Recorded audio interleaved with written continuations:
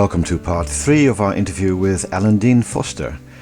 This episode we will be talking a lot more about Alan's work in video games. He hasn't only done stuff in films, as people know, or his standalone science fiction novels and short stories. He actually has done game tie-in work as well. In fact, he wrote the very first game novelization. So we will be discussing that, his work with LucasArts, with Steven Spielberg, and some very interesting stories about a game of his own that he was involved in. Additionally, he will be telling us a lot about how he works, his approach to the craft, what his system is, how he plans his books, and things like that. There's a lot of interesting and new content here, so I hope you will enjoy it, and have fun watching this video. Thank you.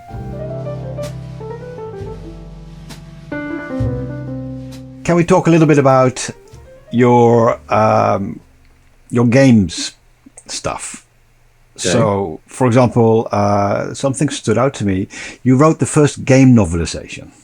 Well, I wrote the company that did that. I forget the company's name, but everybody interested in game history will know it. They actually were doing, somebody had the idea, let's do novelizations of some of our games. Trillium, I think was the name of the company. We can get the rights to this Michael Crichton book, and we can get the rights to this book and this book, but let's do one of our games that's an original game and not based on some other writer's work.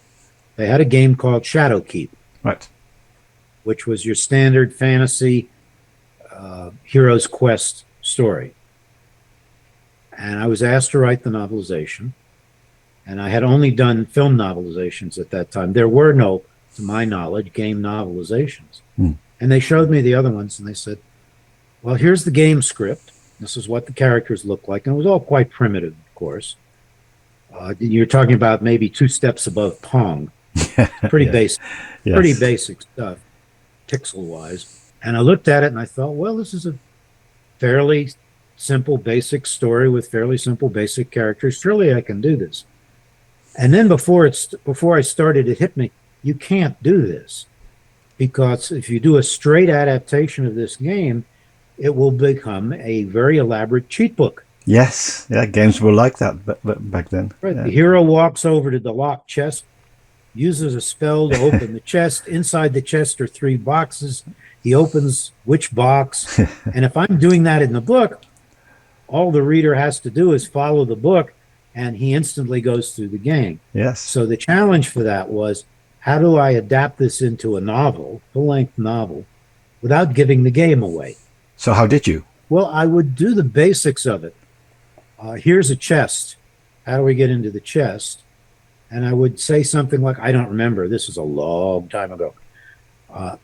He recites a spell, and I would have him recite something or do something, but it wouldn't be the one in the game. So the action would be the same, but the gameplay wouldn't be the same. Right, gotcha. Keys wouldn't be the same.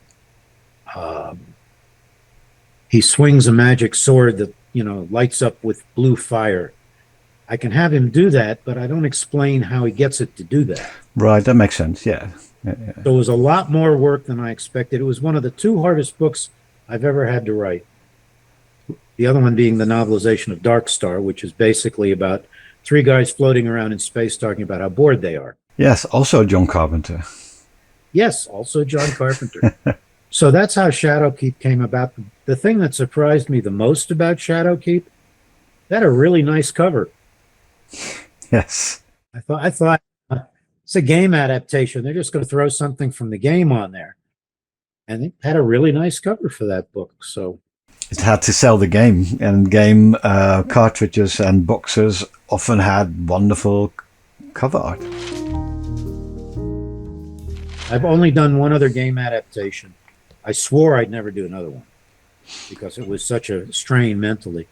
And then publisher came along and said, we bought the rights to this video game from Lucasfilm. Well, that was the first thing that made me pay attention. I thought, oh, Lucasfilm, this has to be a class act. And then they mentioned that Steven Spielberg was involved with the story for the game. It's called The Dig. Famous. And I thought, all right, Lucasfilm, Spielberg, this is a class act. I don't know what it's going to be about, but this has to be a class act. So I agreed to do it. And I had a lot of the same. I'd already done it once with Shadowkeep. Yes. So I knew how I was going to approach doing the dig. It's basically the same thing. You tell the story, you don't give the gameplay away. The interesting thing for me about it was, other than the production values and the advances that had been made in graphics, was that they were just getting started with using CGI graphics in games. And there's some of that in the dig, but when they started it, they didn't have access to CGI. Mm-hmm. So a lot of it is just flat two-dimensional animation, much more advanced than Shadowkeep, of course. But there's little bits and pieces in here, like with The Last Starfighter, where you have CGI effects. It doesn't always blend well. You can tell immediately where the CGI is being used. But that wasn't anything I had to concern myself with. I was just interested in it. So that was the other game that I did an adaptation of. Yeah, I mean, it's a well-loved game, of course, like all these LucasArts adventures are. I did not know until I started looking into your work with a bit more like effort to properly research it, that I realized that you worked on the novelization for this game. You say they were all hard. What was the particular difficulty with this game? It was basically the same thing as Shadowkeep. Right. Just tell the story. Don't turn the novelization into a cheat book. But it was easier because I'd already done one. It was still hard. Yeah. It was easier because I'd already done one. The story was much more of a story. It wasn't just, walk through the woods and pick up coins kind of thing. Yeah. And when I got the game script, I could see there's a real story here. This is about archaeology. Yes. This is an archaeology game. This is great. And of course, I love archaeology. And we could talk about that for hours. But so it was easier from two standpoints. It was a much better script, much better story. And the fact that I had already done one. And then, of course, there was Nothing Till the Moaning Words, which we've already talked about, which was entirely original from my end of the game. I do have to quote you. I read an old interview you did a while ago, and in it you talk about a game you directed and wrote for Magic Maker Inc. of Palo Alto, eventually titled The Marex. Right. And it never came out, and you said it was entirely character driven. And what I find interesting is also that you say, I'm just reading my notes here, that you say that you directed and wrote for it. That sounds like an experience. Well, I was contacted by the gal who had founded this company, Magic Maker, Michelle, and she asked if I would write the game. Yes. I said, what kind of game do you want? And she said, well, we'll talk about it, but basically do anything you want. So I thought, well, how can I make a game different? Now, you know the era this was from. I thought, I'm not going to make a linear game. I'm going to make a circular game. There will be 5 concentric worlds. And you can move between the worlds, but you can move from any point on any world to any other world because it's a series of 5 concentric circles. Yeah. It's not straight line. I had 5 major characters, one for each world, who would have these various adventures and interchanges, and it was going to be really complex because you would have a character from, say, world number 2 interacting with a character from world number 4, which meant he had to get across world number 3. Yeah. They had nothing basically in common. It's not 5 similar characters. It wouldn't be like 5 Western characters from Red Dead Redemption, let's say, or 5 similar characters from from any video game you can think of. They were all different. We were using very advanced for the time CGI. There was a company in Utah. Some of this footage, I'm sure, still exists, but this is basically at the same time as Jurassic Park. Right. Okay. Yeah. It wasn't that elaborate. But it was very, very advanced for what was going on at the time. No games had anything like realistic looking moving characters like we're so comfortable with today. So they did several characters, and I wrote outlines for the 5 worlds, the 5 characters. We made a deal with Del Rey Books Random House, for me to do a novella, an original novella based on each character. I wrote the first three. They're all completed. I have them in my files. The reason it's called the Marexx, Marexx, is because this film had just come out called The Matrix, which is what we were going to call it originally. And oops, got to make a quick name change here. So it became the Marexx. And she brought in people from, there was a wonderful gal from, had just graduated recently from Carnegie Mellon. We had offices in Palo Alto. I would go up there for about 3 days, once a week, for week after week after week. So it was a fair amount of commuting. We were all treated very well. We stayed, all of us coming in from all over the place. The people working directly for the company lived in Palo Alto. I stayed in Prescott because I had a wife and responsibilities. And we were having trouble with the art at the beginning. And she said, and I said, well, I know good artists who are working with this, these new graphics. One is David Mattingly, another is Barclay Shaw. They were both back east. David was in New York. I think Barclay was too, or he was in Connecticut. And we would fly them out once a week to do the artwork for the game, some of which started to look really good. And then it was decided, I don't know exactly why, but it was decided we were going to do something brand new and do real-time gameplay, which meant that we would have the characters set up, the world set up, basically, and you would, as a player, you would actually be viewing the game and you would call in or communicate via modems, those nice beepy modems. Yes. Suggestions. Yeah, you see where we're going with this.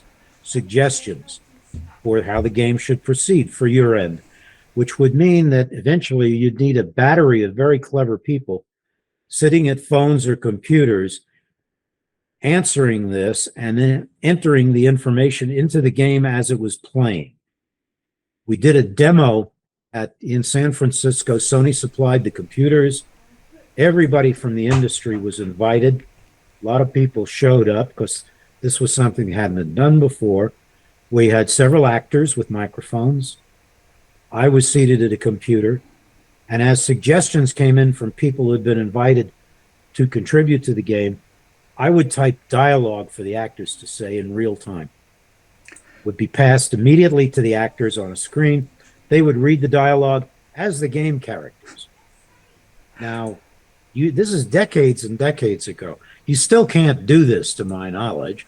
No, this sounds completely crazy. I think Neil Stevenson wrote about a similar setup in the Diamond Age, where you have these interactive plays. Yes, and that's basically what it was. But it was essentially trying to run an iPhone in the 18th century.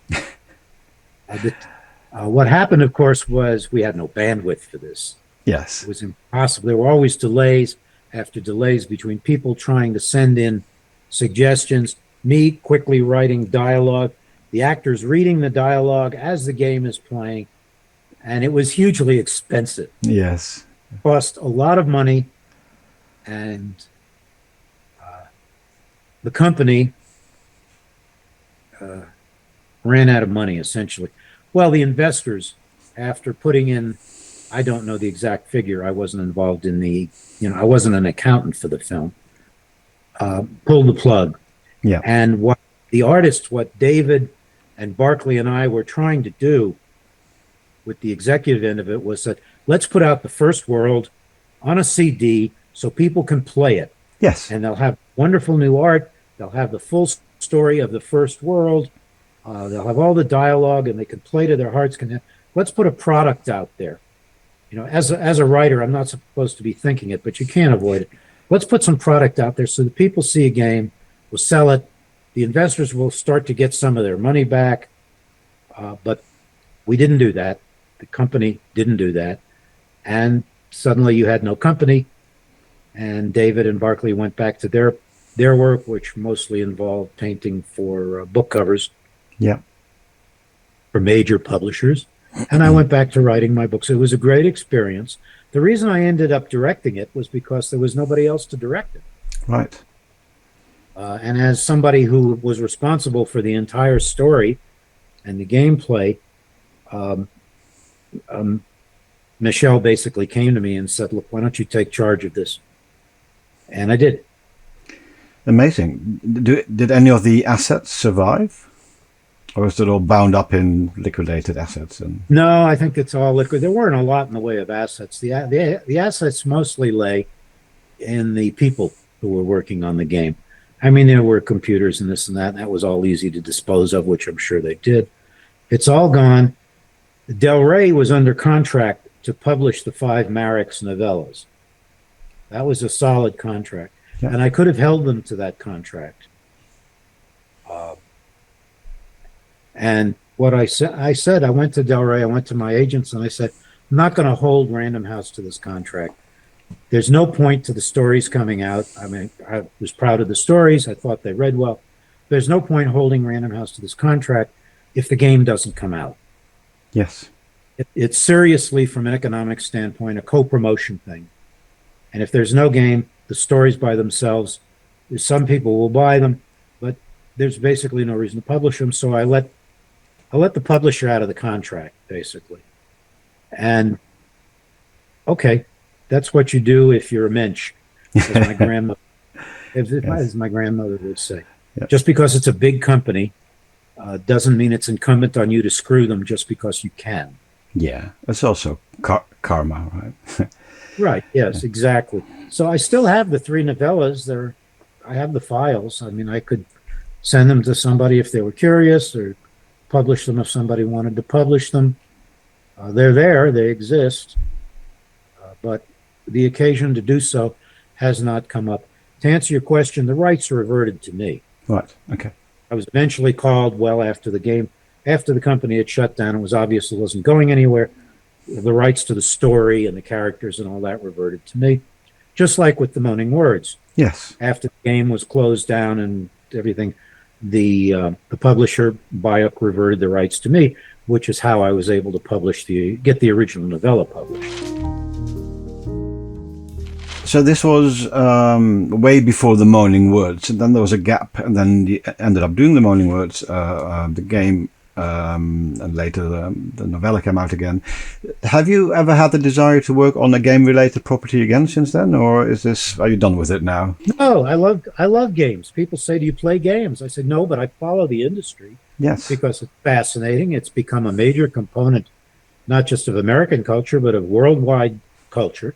I wish I had the time to play stuff like Assassin's Creed because of my interest in archaeology and history and all of that. But I don't have the time. That's the reason I don't play games. It's not because of a lack of desire. I simply don't have the time. I have domestic responsibilities and professional responsibilities. And even though I haven't been able to travel for domestic reasons for the last 12 years, I've been plenty of places, and I would jump on a plane tomorrow and go if the opportunity arose. And if somebody said, "Do you want to write a game, or do you want to participate in this game?" I would do the research, and I would say, sure. I wrote, there was an anthology of original Dungeons and Dragons stories came out years ago. And they asked me to write a story based on a character.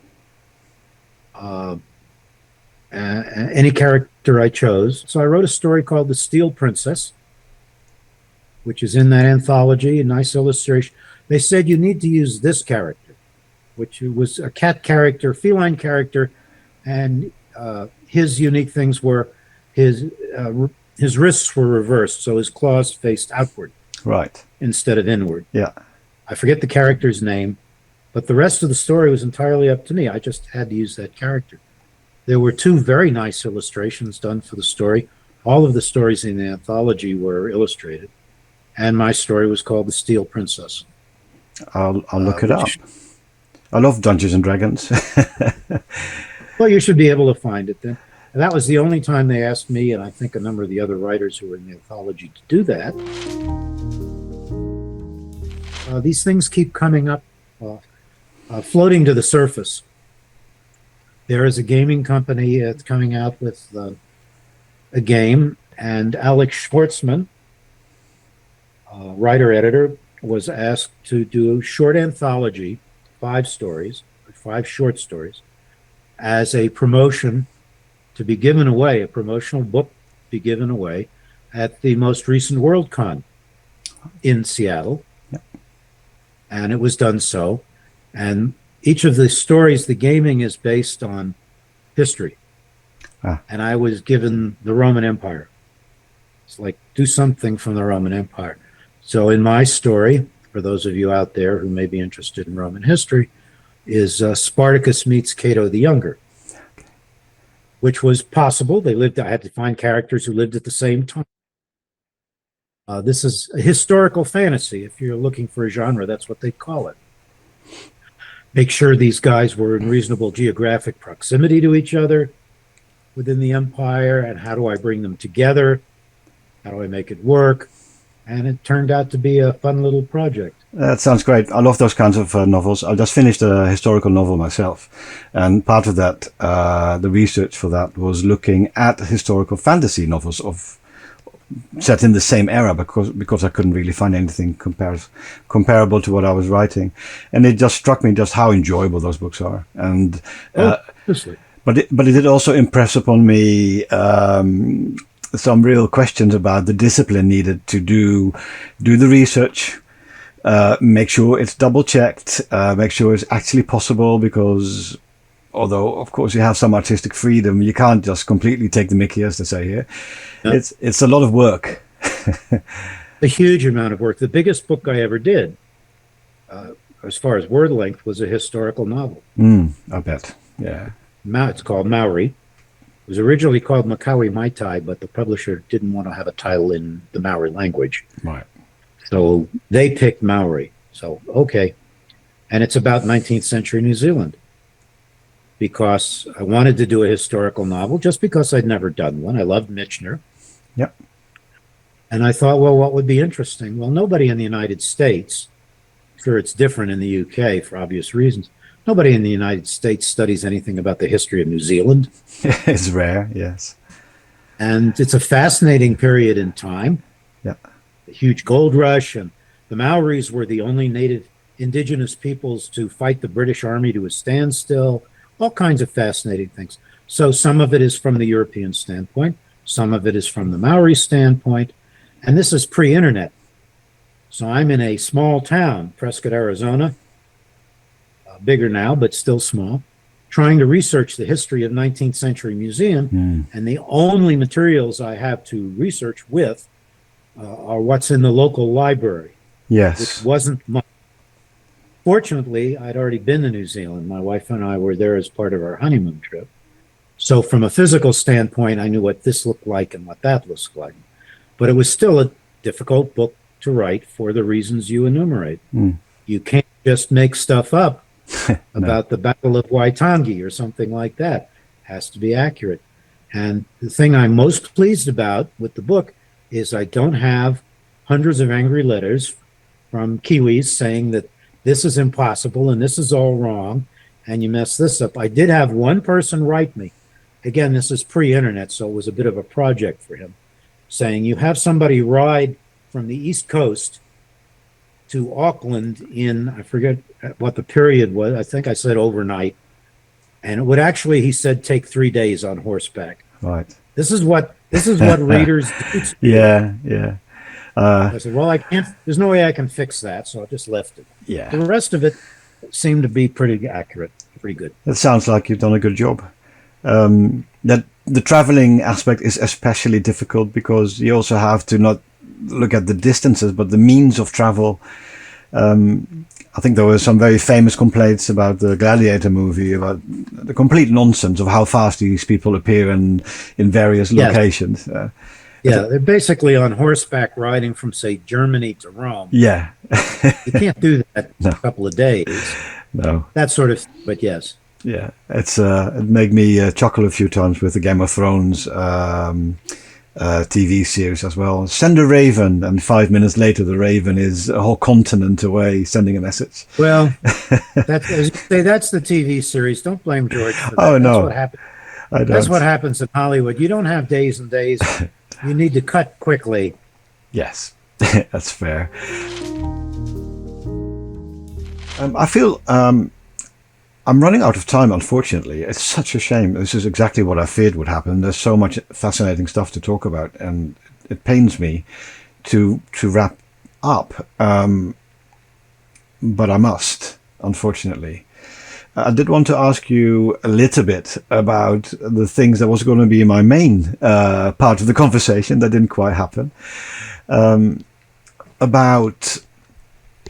I often look at the overlap between making games and writing. I've done both, and I find they can help each other. Some experience with one helps with the other, but a lot of it has to do with places where they overlap, like world building, or a process for structuring the plan. How are you going to write it? I know some writers are pantsers, as I call them. They write by the seat of their pants, while others are meticulous planners.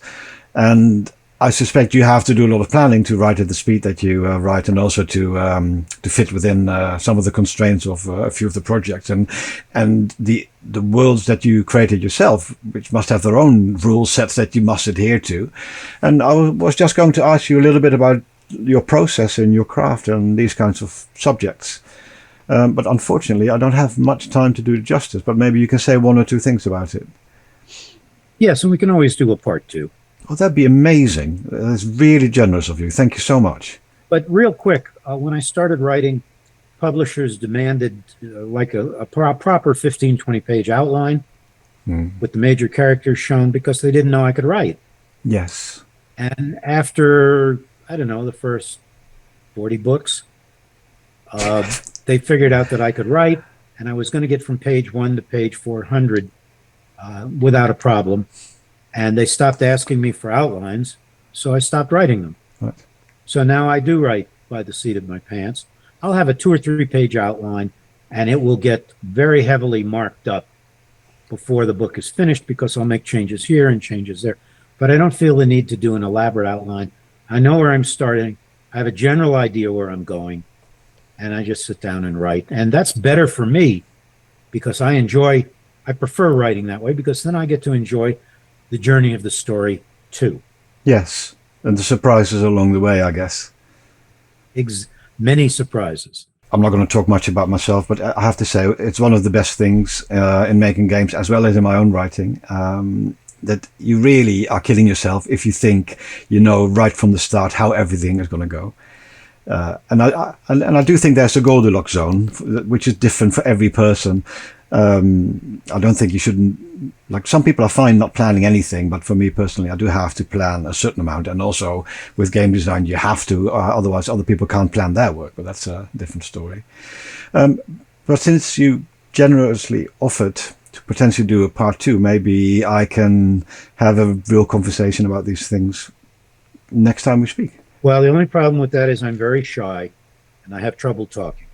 Right, it's not true, I think, but I'll not contest you on that. We'll just see how it goes.